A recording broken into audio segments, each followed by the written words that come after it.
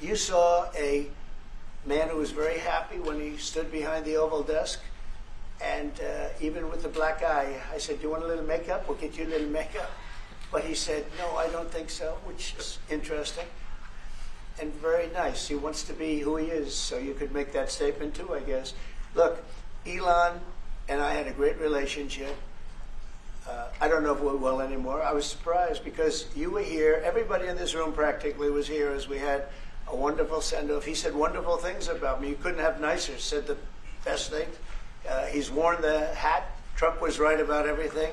And I am right about the great, big, beautiful bill. We call it a great, big, beautiful bill because that's what it is.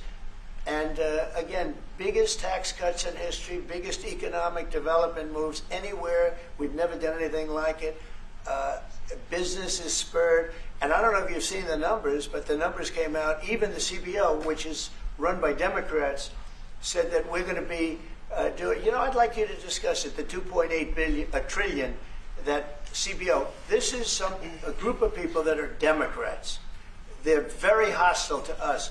They just came out with phenomenal numbers, what it does. You want to mention that, Scott?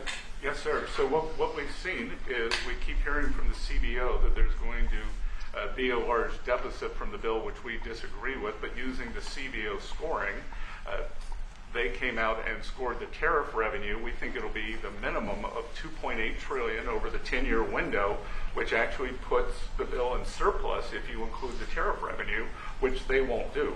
It gives you a tremendous surplus, but we're not allowed to use that. For some reason, they say scoring. Nobody knows what scoring means. Maybe a couple of people, but nobody. Somebody sits in the background. They say, well, we're not going to allow that.